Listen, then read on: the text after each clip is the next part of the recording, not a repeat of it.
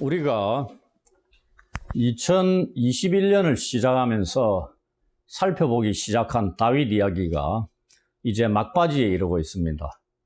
우리가 다윗 이야기를 살펴보는 이유 중에 하나는 다윗은 우리와 별개의 별종이 아니고요, 우리와 같은 사람이라는 것을 1차적으로 알고, 그리고 우리의 삶에서 그와 비교되는 점들이 어떤 것들인가를 살펴보고, 그리고 그의 삶 속에서 우리 삶에 있어서 발전의 기회들을 찾는 겁니다. 그로 인해서 다윗을 하나님께서 마음에 합한 사람으로 만들어 가시는 그 신앙의 자질이 무엇인가를 알게 되는 겁니다. 그리고 그것을 우리가 본받고자 하는 것이었습니다. 그렇다면 지금까지 오늘이 21번째인데 20번째까지 다윗 이야기들 20가지를 들었습니다. 여러분들은 다윗 이야기를 들으면서 신앙의 발전을 위한 기회들을 얼마나 삼고 있는가 한번 점검해 보셨으면 합니다. 우리가 다윗 이야기를 살펴보는 목적을 신앙생활 하면서 이루어 가야 되지 않겠습니까?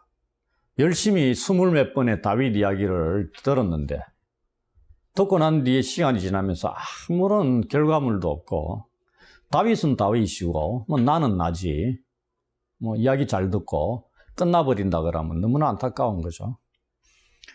오늘 본문은 다윗이 반란을 일으킨 아들, 누구죠? 압살롬입니다. 압살롬을 피해서 도망가는 중에 일어난 사건을 다루고 있습니다. 이것은 지금 다윗이 50대 후반이라 그랬죠. 중반 지나서. 다윗의 생애 후반기에 어쩌면 가장 힘든 상황에 처한 경우일 수도 있습니다. 지금 이 과정이 밧세바 사건 이후에 벌어지는 일들, 그 중에 하나거든요. 이 반란을 일으킨 아들을 피해서 급하게 도망을 갔습니다. 그 왕궁을 버리고 예루살렘을 버리고 급하게 도망가는 이 다윗과 그 일행들 앞에 지금 누가 나타나냐면은 사울의 친족 중 하나인 이 베냐민 사람 시므이가 나타납니다. 그리고 차마 입에도 담기 힘든 저주를 퍼붓고 있는 걸 보게 될 것입니다. 그것에 대해서 다윗이 어떻게 반응하고 있는가를 오늘 살펴보고자 합니다. 이를 통해서 우리는 다윗이 보여준 신앙적인 훌륭한 자질이 무엇인가를 또 발견하게 됩니다. 당연히 우리가 배울 기회로 삼아야 되겠죠. 21번째 다윗 이야기를 통해서 우리가 다윗에게서 배울 수 있는 신앙적 자질이 무엇인가를 이제부터 알아보도록 하겠습니다. 다윗과 그의 일행이 압살롬을 피해서 예루살렘을 급히 빠져나와서 예루살렘을 지나서 감람산 길을 통과하며 도망치는 그 와중에 있었습니다. 사무엘하 15장 30절에 보면 감람산을 지나가는 그 과정이 나옵니다. 이때 모습을 보면은 고통스러움을 넘어서 처참하기까지 했습니다. 다윗은 울면서 맨발로 도망을 치고 있다, 이렇게 기록되어 있습니다. 생각해 보십시오. 한 나라의 왕인데 얼마나 급하게 도망을 치면은 맨발로, 그리고 자기의 형편이 얼마나 처참했으면은 울면서 그렇게 가고 있었다, 이 말입니다. 그곳을 지나 감람산 동쪽에 베냐민 지파 마을이 오늘 본문에 나오는 바후림입니다. 여기에 도착했으니 그리 멀지 않은 것이죠. 우리가 가봤지만 감람산하고 예루살렘 감람산 지나면은 바로 이 바후림입니다. 이 사울의 친족 중 한 사람인 이 게라의 아들 시므이가 다가오면서 계속해서 다윗을 저주하기 시작했다, 이렇게 되어 있습니다. 시므이는 고향이 바후림입니다. 자기 고향입니다, 여기가. 이 시므이는 다른 사람이 어려울 때, 힘든 상황에 처했을 때 갑자기 다가가 뒤통수를 치는 저급하고 비열한 인간으로 등장하고 있습니다.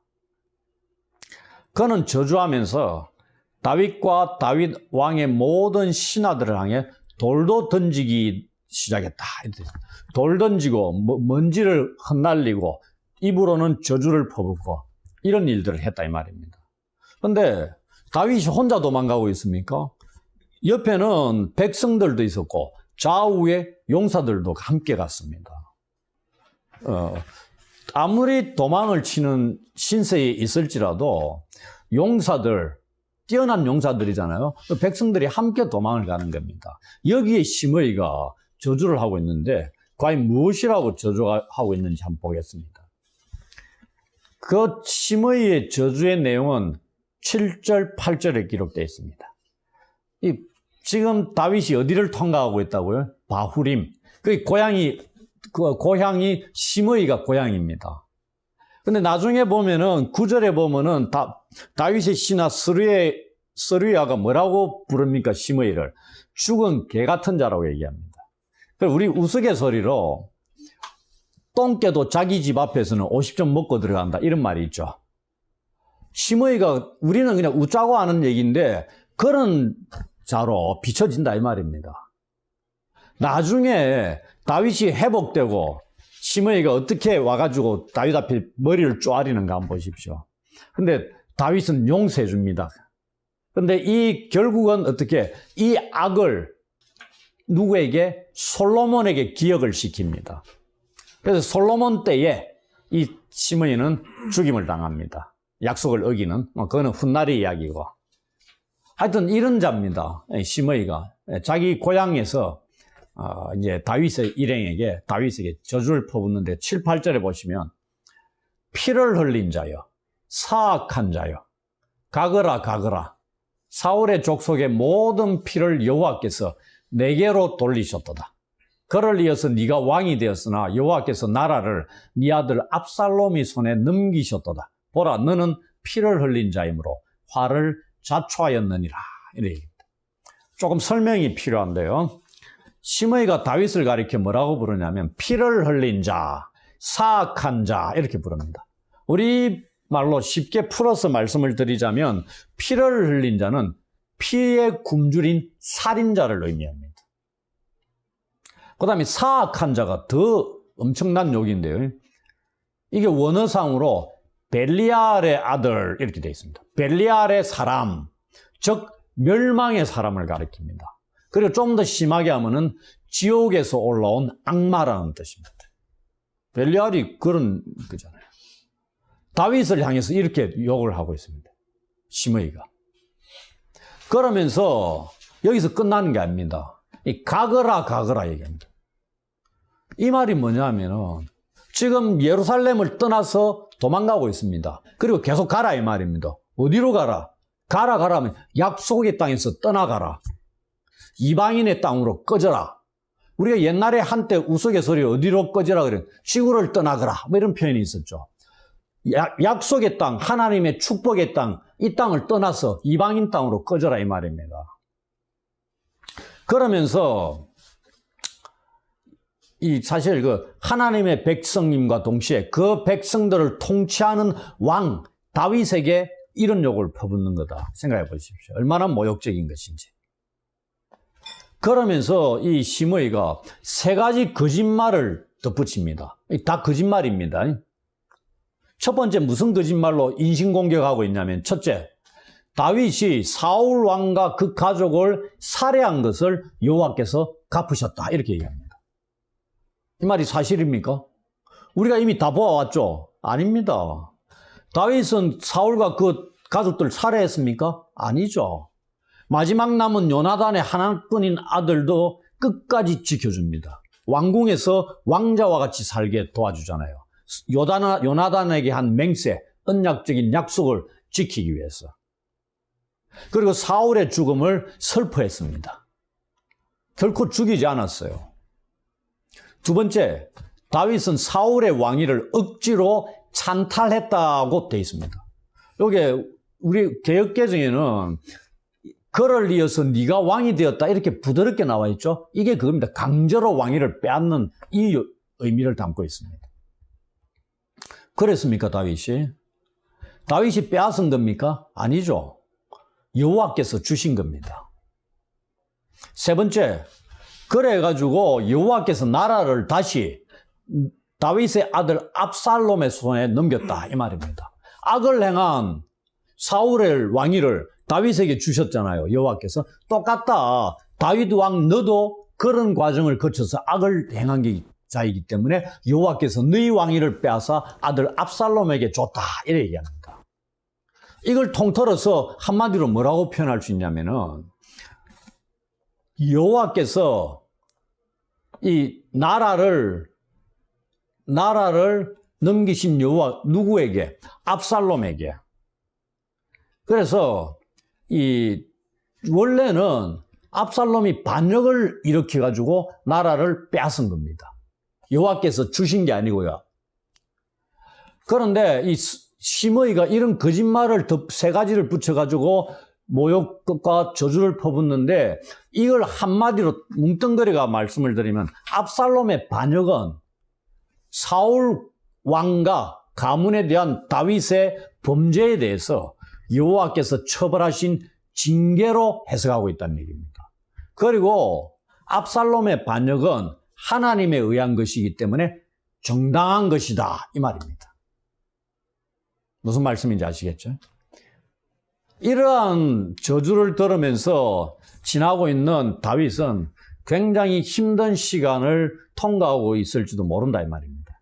아들이 반역했죠. 그로 인해서 왕궁에서 쫓겨나 맨발로 도망치고 있었죠. 그러면서 시므이와 같은 비열한 자가 다가와가지고 저주를 퍼부으면서 결정적인 한 방을 날리고 있는 겁니다. 이게 우리가 뭐라고 얘기하죠? 엎친 데 덮친 격이다 이런 얘기하죠. 그래도 다윗은 여전히 왕입니다. 주위에는 백성들과 신하들이 있죠. 시므이에 대해서 힘으로 반격을 가하고 싶은 마음이 다윗에게 없었을까요? 엄청난 모욕을 당하고 있는 다윗입니다. 그것도 옳은 말이 아니라 거짓말로 가득한 저주의 말을 들으면서 말입니다. 여러분이라면 어떻게 하겠습니까? 다윗의 위치에서 그냥 참고 견디겠습니까? 이 다윗이 어떻게 반응하고 있는가 궁금하지 않습니까? 우리는 다윗의 반응을 살펴보기 전에 먼저 신하의 반응을 보도록 하겠습니다. 9절 보시면 옆에서 시므이의 말을 듣고 있던 스루야의 아들 아비새가 더 이상 참지 못하고 왕께 아뢰입니다. 이 아비새, 요압의 형제들 성격들이 다혈질적입니다. 충성스러움도 있었지만은 우리가 얘기하는 깊이 생각하고 하나하나 전후좌우를 살피고 잘 안 한다는 얘기입니다. 전형적인 군인이죠. 그러니 이 왕한테 아뢰입니다. 이 죽은 개가 어찌 내 주 왕을 저주하리이까? 청하건대 내가 건너가서 그의 머리를 베게 하소서. 죽은 개, 이전에 다윗이 사울왕에게 죽은 개 같은 자를 어떻게 쫓느냐 이런 말을 합니다. 아무런 영양가가 없고 보복하려고 하는 힘도 능력도 전혀 없는 자신의 존재를 피력한 거죠. 근데 여기서는 이 죽은 개라는 거는 이 모욕적인 말입니다. 이 아비스의 입에서 흘러나온 거는 그가 왜 왕을 저주하고 있잖아요. 왕을 입에도 올릴 만한 자격도 안 되는 그런 자가 지금 저주하고 있다 이렇게 얘기하고 있는 겁니다. 출애굽기에 보면은 백성이 왕을, 통치자를 저주하는 것은 하나님의 율법의 악입니다. 그러면서 내가 건너가서 이런 표현하죠. 건너간다는 얘기는 이 지금 다윗 일행과 시므이가 저주하는 그 장소에 뭔가 중간에 뭐가 있다는 걸 보십니다. 있다는 걸 알 수 있습니다. 이 13절 보면은 산비탈을 따라 내려오면서 계속적으로 저주하고 있다 이렇게 합니다. 그럼 여러분들 그림이 대충 그려집니까? 감남산을 지나가지고 바울임이라는 마을에 이제 도착할 지점에 그때 시므이가 나타납니다. 그 반대편에 그가 서 있는 게 산비탈입니다. 그럼 그 반대편에 다윗과 일행들이 있다. 그 사이에 조금 거리가 좀 있다고 보시면 돼요. 바로 앞에 와가 하는 거 아니다는 거. 우리가 그림을 그려보시면 됩니다. 그래서 내가 건너가서 머리를 베게 하리까 이렇게 요청을 하는 겁니다. 조금 거리가 있다는 것 아시겠죠? 이것은 신하로서 당연한 반응이 아닐 수 없습니다. 이제 왕의 명령 한마디면 어떻게 돼요? 시므이의 목이 땅에 떨어지는 것. 이 시간 문제입니다. 근데 이 아비새의 요청에 다윗이 어떻게 반응했죠? 오늘 우리가 다윗 이야기에서 살펴볼 핵심적인 부분이 바로 이곳입니다. 10절에서 12절입니다. 다윗이 무엇이라고 말하고 있는지 한번 읽어보도록 하겠습니다. 우리 함께 한번 읽어볼까요? 10절에서 12절입니다. 시작. 왕이 이르되 스루야의 아들들아 내가 너희와 무슨 상관이 있느냐? 그가 저주하는 것은 여호와께서 그에게 다윗을 저주하라 하심이니 네가 어찌 그리하였느냐 할 자가 누구겠느냐 하고 또 다윗이 아비새와 모든 신하들에게 이르되 내 몸에서 난 아들도 내 생명을 해하려 하거든 하물며 이 베냐민 사람이랴 여호와께서 그에게 명령하신 것이니 그가 저주하게 버려두라. 혹시 여호와께서 나의 원통함을 감찰하시리니 오늘 그 저주 때문에 여호와께서 선으로 내게 갚아주시리라. 다윗의 반응이 놀랍지 않습니까? 죽은 개와 같은 자로부터 엄청난 저주가 담긴 모욕을 겪고 있습니다. 그런 이스라엘의 왕인 다윗이 우리가 보기에도 너무나 침착하게 대응하고 있습니다. 감정적으로도 힘과 능력으로도 대응하지 않고 있습니다. 전혀 분노하지 않습니다. 지금은 이 다윗이 바닥을 걷고 있는 것 같은 어두운 터널을 걷는 것과 같은 힘든 형편에 처해 있다고 말씀드렸습니다. 조그마한 상처에도 분노할 수 있는 상황일 수 있습니다. 그러나 다윗은 시므이의 저주에 맞대응하여 안갚음하지 않고 있습니다. 다윗은 그럴 힘과 능력이 있음에도 불구하고 그렇게 하지 않습니다. 무엇이 다윗으로 하여금 이토록 힘든 상황에서도 감정대로 행동하지 않고 자제하게 했을까요? 다윗은 지금 자신에게 일어나고 있는 일의 이면을 정확하게 꿰뚫어 보고 있는 겁니다. 이게 무슨 뜻이죠? 지금 자신에게 일어나고 있는 쓰라린 고통의 상황은 사람에 의한 것이 아니라 하나님에 의한 것이라는 것을 깨달았다는 것입니다. 시므이를 통해서 자신을 저주하게 하신 분이 여호와 하나님이시라는 것을 알았다는 말씀입니다.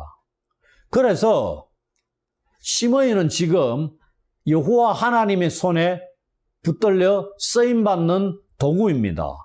시므이를 죽일 수 있었음에도 불구하고 다윗은 그의 저주를 그대로 받아들이고 있습니다.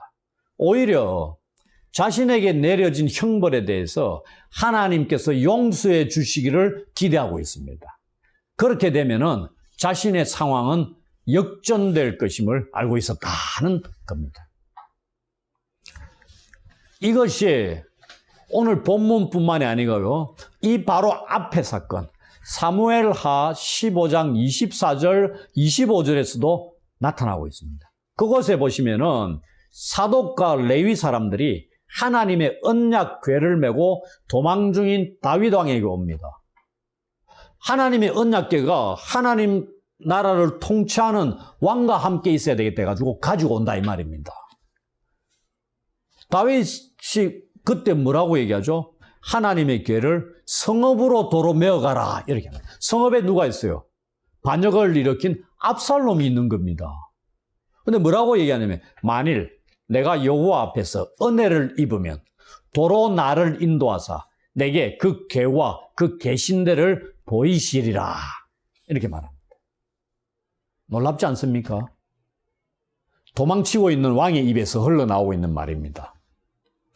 하나님 은혜 베푸시면 다시 왕궁으로 돌아가게 하실 것이다 이 말입니다. 그곳에서 여호와의 궤를 뵙게 되리라 이 말입니다.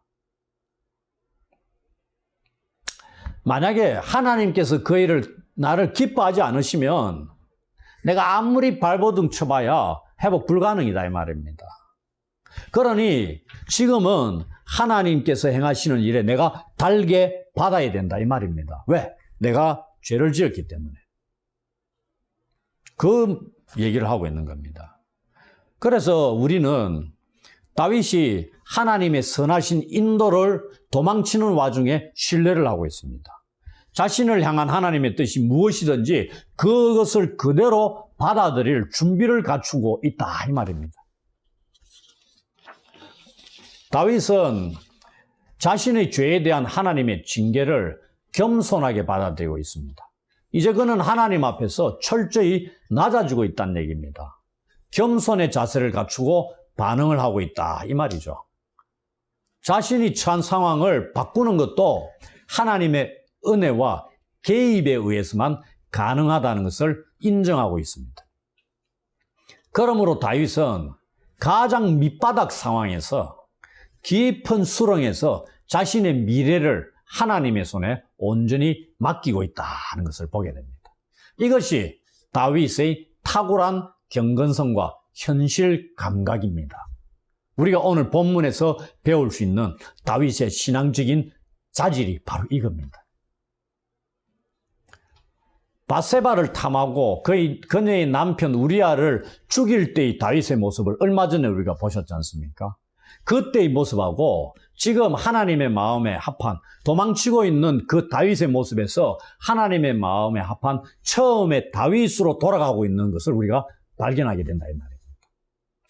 다윗은 하나님의 징계를 지금 겸손히 그대로 받아들이고 있죠. 하나님의 노여움에 바르게 반응을 하고 있다 이 말입니다. 그는 지금 자신이 지은 죄에 대해서 머리로만 사변적으로 내가 요래요래가 잘못했지, 그거는 잘못할 수 있지, 하나님 앞에 내가 회개했으니까 다 끝나지 않았느냐, 이런 식으로 대응하고 있는 게 아니다 이 말입니다. 여호와의 심판, 자기에게 주어지고 있는 심판이 정당하다는 것을 이 시므이의 저주를 통해서도 그대로 이의를 제기하지 않고 인정을 하면서 겸손하게 수용을 하고 있다 이 말입니다. 지금 이게 이런 생각을 갖고 있다고 시므이와 같은 죽은 개 같은 자가 저주를 퍼붓는데 감정적으로 아무 대응 없이 기계적으로 반응할 수 있겠습니까? 안 됩니다. 근데 이런 신앙적인 감각, 현실 감각, 자기가 어떠한 지금 형편에 처해 있는가, 그 현실을 정확하게 파악하고 있고요. 그 다음에 하나님 앞에서 원래 자신의 모습으로 돌아설 때만이 이런 반응이 가능하다, 이렇게 봐야 되지. 이거 머리로만 생각, 마음은 다 저절로 되지 않느냐. 여러분들 감정이 상하고 감정적으로 대응했던 일이 얼마나 많습니까? 그때 여러분들이 옆에서 이론적으로 얘기하면 다 그대로 됩니까? 택도 없죠. 안 됩니다. 감정을 절제하면서 그대로 한다는 게 얼마나 어려운 일인가를 우리가 경험하고 있잖아요. 한 나라의 왕이 죽은 개 같은 자로부터 저주와 모욕을 당하면서 맨발로 울면서 도망치고 있는 와중에 저주를 이런 상황에 처했을 때 당연히 그래 받아들여, 이렇게 생각 쉽게 되겠습니까?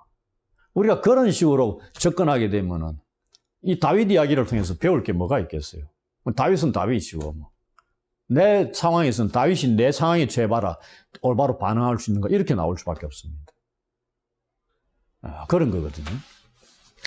시므이의 저주를 하나님에 의한 것임을 인정을 철저히 한 겁니다. 그러면서 다윗은 추종자들과 계속 가던 길을 갑니다. 무슨 길이죠? 도망자의 길이죠. 그러나 시므이는 멈추지 않습니다. 산비탈을 따라가면서 계속 저주를 퍼붓고 있어요. 13절 보시면. 그리고 다윗을 향해서 돌을 던집니다. 거리가 좀 있다 그랬죠. 돌을 던지고 먼지를 막 날립니다. 뿌리고. 그런데 이제 시므이의 저주는 더 이상 다윗의 하나님의 마음에 합한 원래의 모습을 회복한 다윗을 고통스럽게 하지 못합니다. 그의 귓가에만 맴도는 뿐이겠죠. 그것은 다윗을 저주하던 시므이의 저주의 질이, 내용들이, 강도가 약해진 게 아니고요. 저주를 듣던 다윗이 원래 하나님의 마음에 합한 다윗으로 돌아갔기 때문입니다. 회복됐기 때문에 그런 겁니다. 다윗의 상황은 달라졌습니까? 하나도 달라진 게 없습니다. 그런데 뭐가? 신앙이 회복됐다 이 말입니다. 우리는 여기서 다윗이 당한 고난이 오히려 그에게 유익이 되었음을 알 수 있습니다. 아들의 죽음부터 시작해가지고 계속 일어나는 거죠. 압살롬의 반역과 왕궁에서 쫓겨나는 것, 도망치는 것, 시므이의 저주, 이 과정이 다 1년에 연결된 과정이잖아요. 우리가 12장부터 18장까지 그걸 다 살펴봤지 않습니까? 그 중에 제가 두 가지만 뽑아가지고 제 다윗 이야기 20번, 21번째 지금까지 다윗 이야기하는 전혀 색깔이 지난주와 이번 주와 다르다는 거 못 느꼈습니까? 예. 요런 아주 좁은 부분의 이 속에서 신앙적인 우리의 적용점이 무엇인가를 찾는 그런 좋은 샘플이 되기 때문에 요 7, 8가지 그 결과들 중에 2가지만 살펴봅니다. 오늘로서 이것은 마지막이고요. 이제 한 2번 정도 남았나? 그래 되면은 다윗의 죽음까지 우리가 이르게 될 겁니다. 그래서 이 고난이 다윗에게 유익이 되었다는 것을 우리가 알게 됩니다.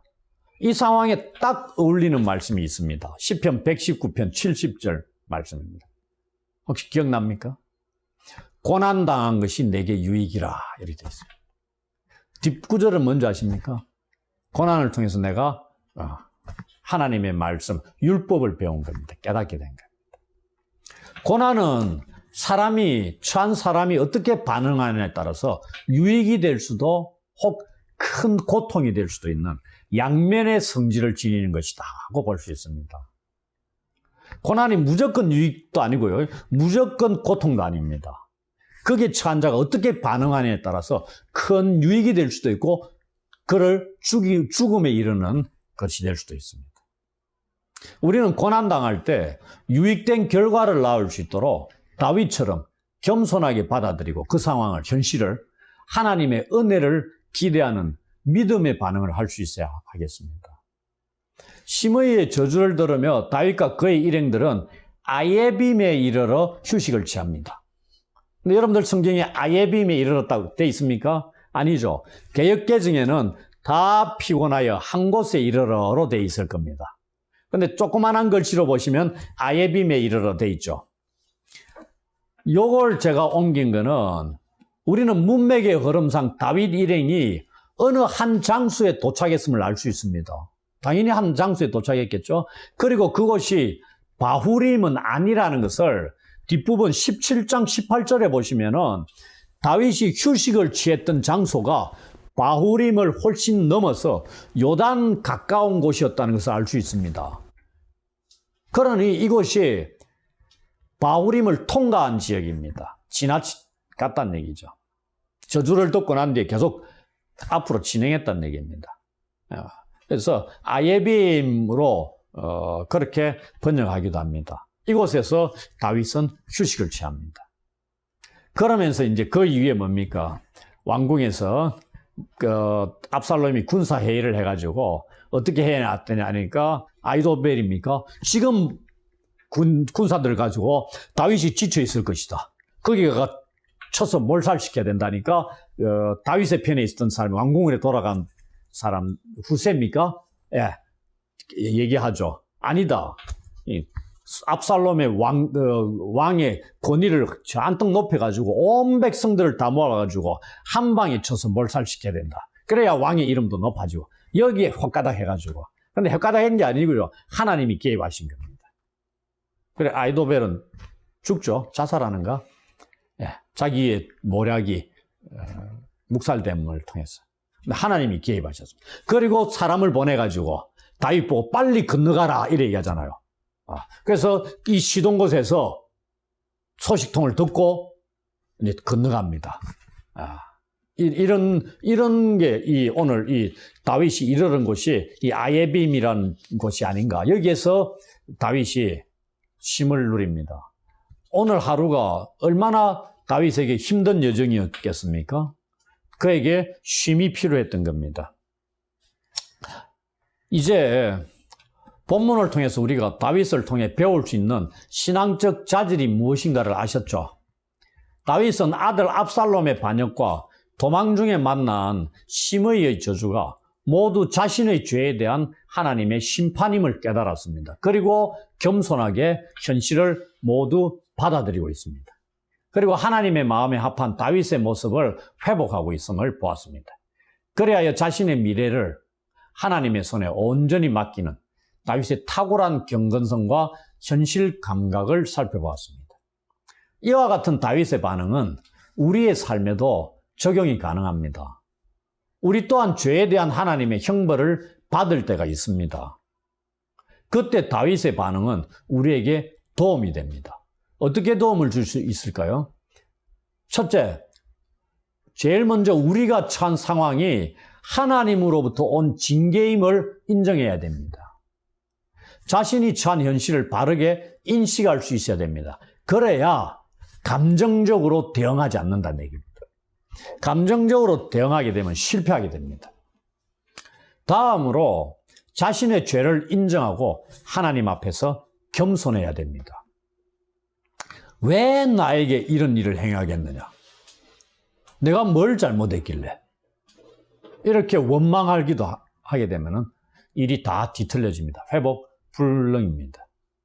그리고 하나님의 용서와 그로 인한 하나님의 회복해 주심을 기대하셔야 됩니다. 하나님은 우리를 영원히 버리시는 분이 아닙니다. 그분의 형벌은 일시적입니다. 그리고 그 형벌은 우리를 죽이기 위함이 아니라 회복시키기 위한 것임을 꼭 기억하십시오. 마지막으로 현재 처한 깊은 수렁과도 같은, 그리고 아주 헤어날 수 없을 듯하게 보이는 바닥과 같은 그 자리에서 여러분의 미래를 하나님께 맡기십시오. 그리고 그 자리에서 최선을 다하십시오. 때가 되면 하나님께서 다시 원래의 자리로 회복시키실 것입니다.